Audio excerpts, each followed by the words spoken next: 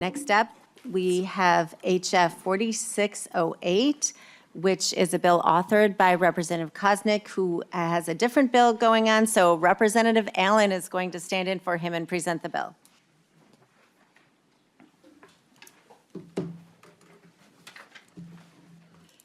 So as a member of the committee, Representative Allen can move the bill. So Representative Allen moves HF 4608, which will be laid over.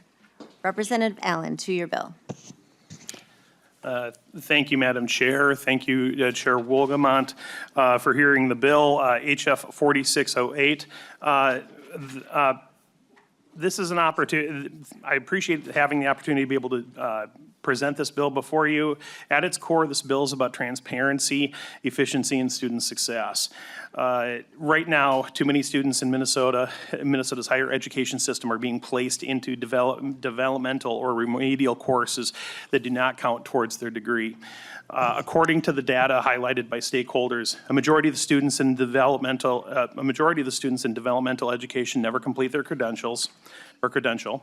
Students can spend months, even years, taking courses that don't move them towards graduating. In 2023 alone, over $1 million was spent on credits that don't count towards a degree or real jobs. Even more concerning, many students don't realize this is happening until they've already invested a lot of time and a lot of money. And research shows that these students who avoid developmental education altogether are twice as likely to complete their degree. What I will do at this time is I'm going to turn the mic over to my testifier to fill us a little bit more in on the bill. Thank you. Welcome to the committee. Please state your name for the record and begin your testimony. Thank you. Jane Grotman. I'm the Executive Director at the International Institute of Minnesota. Please begin. Thank you. Thank you. Thank you, Chair Robbins and Chair Rarick, and I want to thank Representative Allen for introducing our bill today. The International Institute of Minnesota has provided services for 106 years to new Americans in our community. One of the key services we provide is helping clients advance their careers through on-site career pathways that help increase their wages and sustain their families. We have trained and employed over 4,000 clients in healthcare, with over 800 of these graduates reaching their lifetime goal of becoming a nurse, most of them reaching their 4-year RN degree. In this work, we have long-standing partnerships with many community colleges and other colleges where we refer many students and work jointly to better serve our community and our students. So during the process of helping our clients advance into nursing degrees, we discovered that they were referred to developmental education courses, remedial reading, writing, and math, where they could spend a year or 5 years in classes that charge for credits that do not count toward their college degree or certifications. Several years ago, a client was referred to our medical careers program. She had spent 4 years in developmental education, taking ESL, remedial reading, writing, and listening classes, and was still enrolled in those classes when we met her. She had accumulated 59 credits of developmental education, and she was confused about why she wasn't graduating from her nursing program that was a 40-credit program. Also, she did not understand that these credits would not count towards her college degree and that she was now out of financial aid because for 8 semesters, she had not received college credit-bearing classes. When we had to tell her that the credits she accumulated did not count towards her degree, she was distraught and heartbroken. So this is one story of many stories that we could share with you. We now counsel our students on alternative free preparation for college that exist in our community, which has greatly increased their chances of graduating from college. So in this bill, we propose capping the time students can spend in remedial courses of any kind to 1 semester, and that students are informed that the credits they're taking in Dev Ed do not count towards their degree, even though they are paying for them either out of their own pocket or with their Pell Grant. The Office of Higher Education, in their Getting Prepared report published in 2025 states, and I quote, "When looking at four-year completion rates of high school graduating students from the class of 2019, students who do not enroll in developmental education complete their post-secondary education at double the rate of students who do enroll in developmental education. This pattern has been consistent with previous high school graduating classes and is true regardless of sector," end of quote. So in other words, if you do not attend developmental education, you double your chances of graduating from college. I am pleased to report that there has been progress in this area.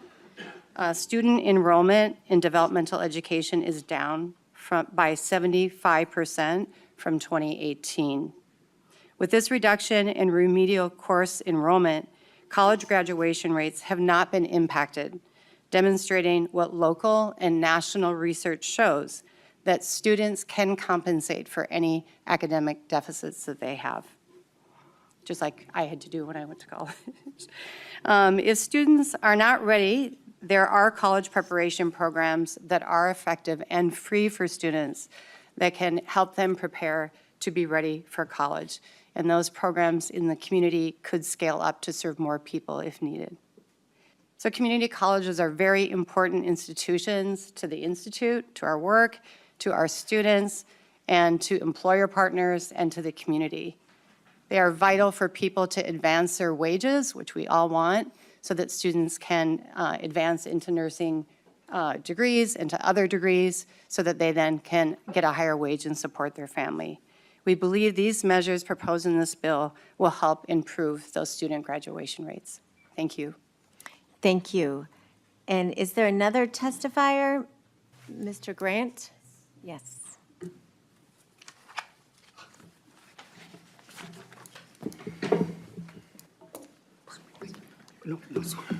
Welcome to the committee. Please state your name for the record. Thank you, Chair Robbins. Good to see you, Chair Rarick. Chair Walgamot, thank you so much. For the record, my name is Mark Grant. I'm a communications instructor at Dakota County Technical College, and I currently help assist in the governmental relations work on behalf of Minnesota State College faculty. I want to thank you for the opportunity to just share a couple of thoughts on House File 4608. I want to start by saying that we understand and share some of the concerns that are expressed in this bill, evident by the fact that our faculty have been working with the system office to address many of these issues over the past 3+ years. We also do not have an issue with co-requisite developmental courses. They exist on many of our campuses, and some of our faculty are amongst their biggest proponents. Our concern tends to be that this bill looks to limit the approaches to dev ed by imposing a one-size-fits-all model to all of our institutions, and by extension, the diverse student population each one of those institutions serve. Simply put, the developmental education needs in Thief River Falls tend to be quite different than those found at Minneapolis College. And anytime you mandate a single approach, you will meet the needs of some students, but you will inevitably leave some students behind. Fundamental to our mission is to meet every student where they're at and get them where they need to be. And this bill's requirement that colleges must refer any student who does not meet the minimum criteria for enrollment to free college preparation programs strikes at the heart of that mission. This required referral would effectively create admission standards at our institutions and end our status as open access institutions. Without being flippant, we already know what works. Small classes that target specific developmental needs with significant student support, but that is really, really expensive. From IIMN's own literature, tuition-free education programs that support learners from college preparation through graduation have been shown to be effective alternatives to developmental ed. We would agree. And if you would like me to write the bill to make developmental education tuition-free for the student, or a bill to reverse the trend of our institutions losing 60% of our faculty counselors over the past 15 years, I can have drafts in your inbox by this afternoon. But limiting the tools of the professionals who create and deliver this curriculum is not the approach that we think should be taken. Thank you, and I'll answer any questions if I can. Thank you. Is there any member discussion?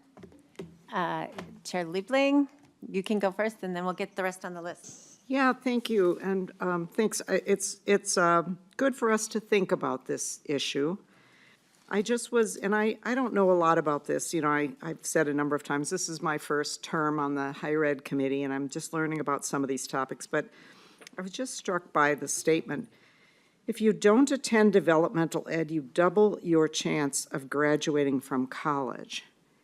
I don't know if this testifier intended it to sound like there was something causal there, that somehow attending developmental ed made you less likely to graduate. I think if that was the intent, it doesn't make any sense, because you're not comparing the same students. You know, it's not an experiment where you're starting with people who are on the same playing field, right? So you're talking, if people need developmental education, they're starting from behind. So I just found that statement a little bit mind-boggling, and just, but, you know, glad we're having the conversation, and it's one that, you know, we certainly need to wrestle with, you know, making sure that we educate students the best way to get them to reach their goals in the least amount of time and at the least cost for them. And so, thanks, everybody. Thank you. Do you care to comment, Ms. Grutman? Please, thank you. Representative Leeling, that wasn't my quote. I was quoting from the Office of Higher Education. That was their report. That wasn't my quote. And I would just say from the reading that I've done that there's a lot of national reading organizations that have studied this issue. And what it shows is that that students who get in a protracted number of classes in developmental education drop out because they have families, they're low income, they thought their nursing program was going to take 2 years, and they've already been in college for 3 years or 2 years, and they don't understand why they're not moving ahead. And what the research also shows, that they also can compensate, many students can compensate for deficits they have. So I think it's really the length of time, and that's why we're proposing the 1 semester. Thank you. Any follow-up, Chair Liebling? Okay, thank you. Representative Coulter. Thank you, Madam Chair. You know, as I read this bill, I think the first piece, the providing clear written explanations, I think that is a really, really important piece. I think many of you know I'm the son of a community college instructor. And so I've heard for many years some of the concerns and challenges about what students do and do not know about the kind of education that they are getting. I also happen to be the husband of an adult basic education instructor.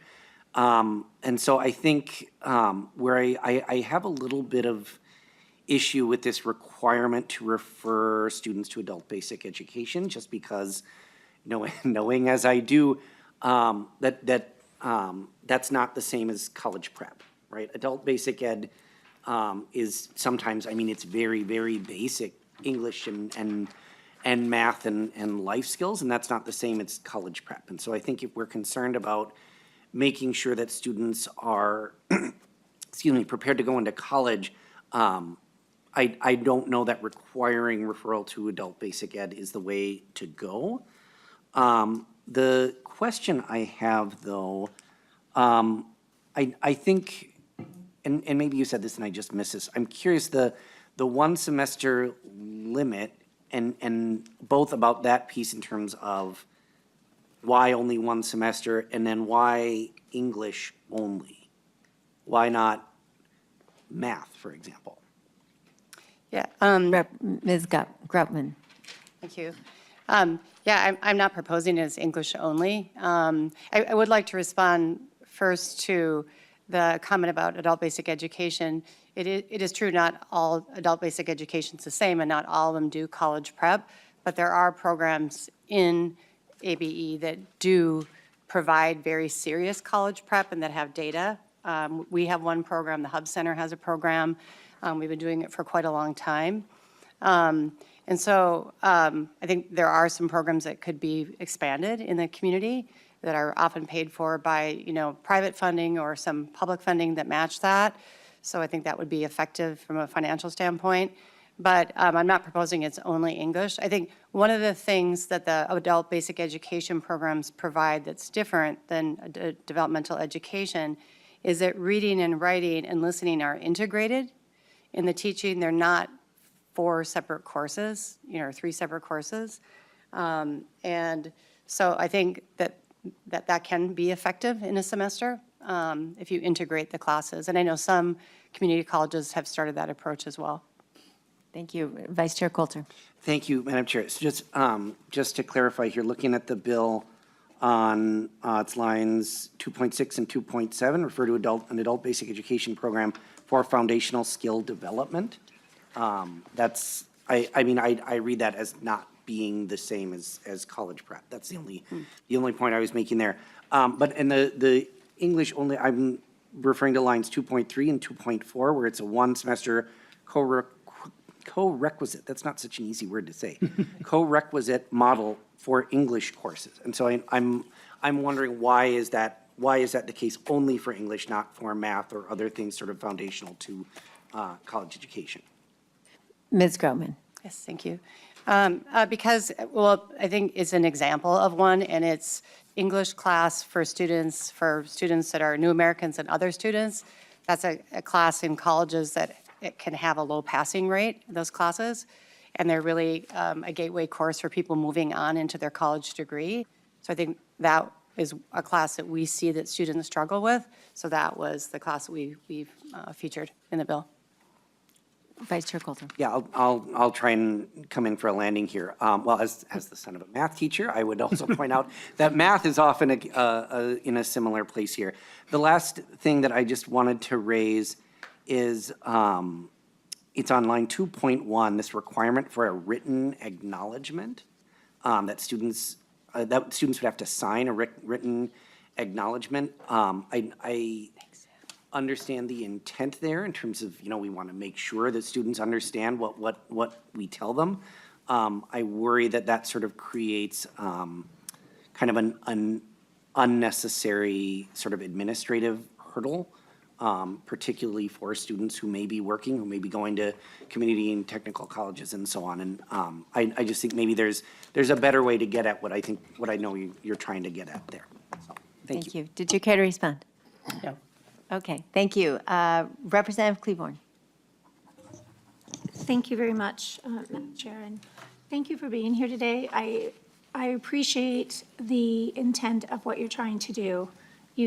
I hear you clearly say that you want individuals to have a path for a future, and you don't want them to go largely in debt when the outcome is not going to achieve their goal.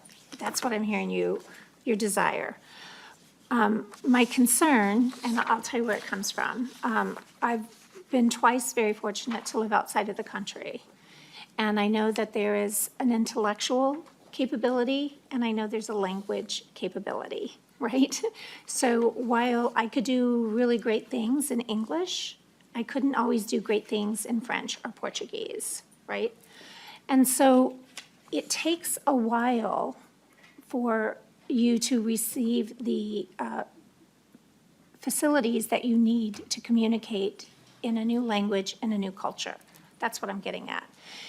So the cap of one semester actually gives me pause because the individual may live near one of our wonderful state community colleges or universities, and if we're capping them at one available semester, it might be their plan, their individual plan.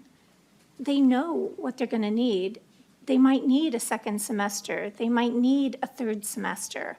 And if we put this into statute, does that block them then from receiving any kind of state aid to receive the education that they have planned for themselves? Do you understand what I'm saying or getting at? Okay.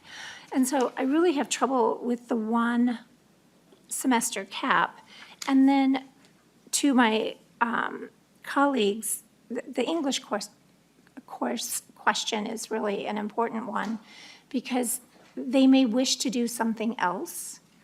And so to say that it would be a college level English course that they would be required to do, it might be a different need that they have. They might want to do something else. So I'm trying to make it more centered on the students' needs, not on just financial. Does that make sense? All right, thank you. Ms. Grubman. Thank you. Representative Cleaborn, I would just respond to that by saying, in terms of language development, English language development for people that are born outside of the U.S., Minnesota has a very robust English language programming in the community and across the state. We're very fortunate in the state, and it really makes a huge difference in people's abilities to move up into higher paying jobs and to get jobs in the first place. So I think there really is an existing robust program for that, for learning English language. So I think that exists already in the community. If people are concerned about a one, the English course in this example, I think that's a need that we might see, and we just know that the English class at colleges has a low passing rate, and it's a hard class for students to pass. So that is an example of where a co-requisite might work. I also do just think that it's important to be careful with co-requisite also, that they're not becoming protracted developmental education models, also where people are taking a lot of co-requisite classes that then that prevent them from graduating as well. Thank you. Chair Claiborne. No, I would just say thank you. I truly appreciate the intent of what you're trying to do to help students. It's a really complicated issue, right? So thank you for being with us today. Thank you. And the gentleman who approached the table, did you want to speak to this question? Or are you waiting for the? I do have a comment from the Office of Higher Education. Yes, so we would like to welcome you to the committee. And then we will go back to member questions. I don't want you to think we're disrespecting you. I saw him sitting there. I wanted to make sure you got your discussion, and please welcome to the committee and state your name. Thank you. Thank you, Chair Robbins. My name is Andrew Wald. I'm General Counsel and Director of Compliance at the Office of Higher Education. Nice to see you, Representative Rarick. I do have a concern or two around the office's responsibilities in this proposed or in this bill. The office doesn't currently have any authority, regulatory or curriculum around public institutions in the state. So there would probably need to be some sort of amendment to our regulatory authority under 136A01. And we did testify on the Senate version of this bill. We did also provide a fiscal note to the Senate.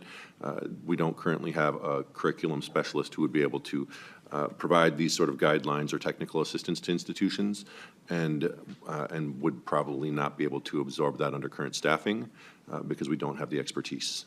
So if this were to be placed as a responsibility of the institutions, then they may have the expertise to do so. If it is going to remain with the Office of Higher Education, then we would probably need to hire an education consultant. 3 level is what we put in our fiscal note for the Senate. Thank you, Mr. Wold. And just to Representative Allen and Representative Koznick, when he watches the tape, and to our testifier, if you want to proceed with this, please be working with OHE to make sure that we're aligning everything properly. Thank you. Chair Rarick. Thank you, Madam Chair. So I heard you say 1, and so I kind of know what 1 FTE within state government is for cost, but can you just clarify, and can you just let us know what the fiscal note was in the Senate? You said it was prepared for the Senate? The dollar amount? Mr. Wold. Sorry, thank you, Chair. $146,000. Yep. That's what I thought. Thank you, Madam Chair. Thank you. All right, and then we're going to backtrack to Chair Claiborne because she has a question for Mr. Wold. I do, thank you. So also then with the reporting part of this bill, do you already have, would you have the information that you would need to set up this type of website and dashboard, I guess is the right word to use? Mr. Wold. Thank you, Chair. Representative Claiborne, there would be a cost for the reporting as well, and I think that was estimated around $13,000 in the Senate version. The data collection required for this would require some other modifications under, I think, Chapter 13, and we do have the ability to do that with our research unit. And so I already talked about the cost. I think that we would be able to under current staffing. All right, thank you so much. Thank you. All right, moving back to Representative Hansen. Thanks, Chair. I had a question about the reporting as well, and I don't know, maybe this speaks to the intent of the bill for the bill author's proxy, I guess. I see the reporting is asking just for the number of students. I just imagine we get a report and it just has three groups with numbers on it.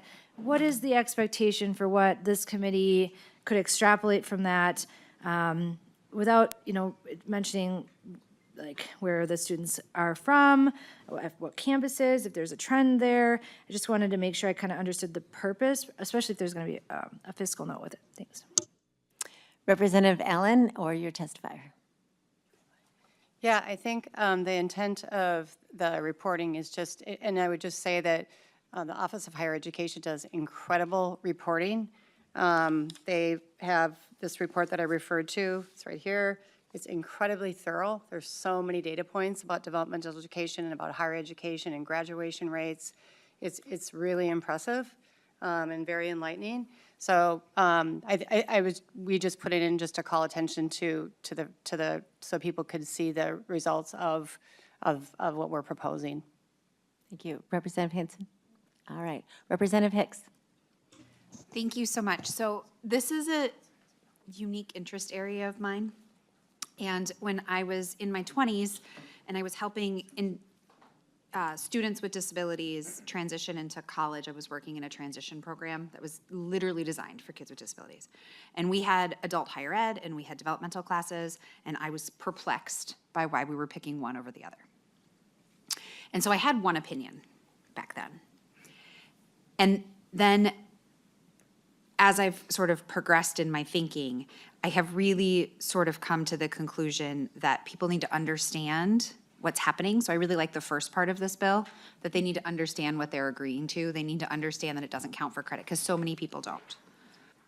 But also, the other thing I've learned is that sometimes those placement tests, it doesn't matter how much information someone knows. Depending on their disability and depending on their needs, those placement tests are just going to continue to be a barrier. And so the ability to pass a developmental course in lieu of a placement test, I saw so many young people go on to finish their diplomas and finish their careers because of that piece. And so I'm very conflicted about this bill because I see the good pieces, particularly, and what you're trying to do. And I really do think the education piece is huge. Like, I want to be really clear, that is something that I am 100% behind. But I'm concerned about it always having to come back to the test and really having no other way for people to demonstrate skills and knowledge but the test. That, because we have a lot of community and technical college programs that aren't based on tests. They're based on skills, they're based on demonstrations, hands-on pieces. I think of our CNA tests, which a lot of people can pass the hands-on, but they have to take that written 1, 2, 3, 4 times, right? I don't want someone's future to even get into the program to be based on a test. So I don't actually have a solution for that, which is why I've never brought a bill to address it, because I can't figure out how to do it. But I like that we're talking about it, and I'm hopeful that we can move maybe portions of this and have further conversations about ways to look through the other pieces. Thank you. We need to move on, so final comments. Representative Allen. Yes, thank you for taking the time to be able to listen to the bill today. Just for your information, it's gone through the Senate at this point in time. It was laid over there, and I'm sure the author would be amenable to any changes that we would need to be made. But the bill itself was laid over in the form that you're currently looking at it at. So just for your information, members. So thank you. Oh, yes, Chair Barrick. Thank you. Before we close, I'm listening very intently, and so when we put together our omnibus bill or mini omnibus bill or one bill or whatever it is that we're going to put together, I'm listening intently to the concerns. I just want you to know that, and I had some of those same concerns. I won't go through them all because you all did just an amazing job articulating that, so thank you. I'm really appreciative to all of the conversation that we've had on these bills. So all the way from Chair Liebling all the way to Chair Wolgamott, the whole breadth. So thank you. We will take all those things into consideration if we take any of the pieces possibly into the bill. And Representative Hicks, thank you. That was like the cherry on top, that last thing that you said. So thank you. We're listening. Thank you, Madam Chair. Thank you. With that, HF 4608 will be laid over.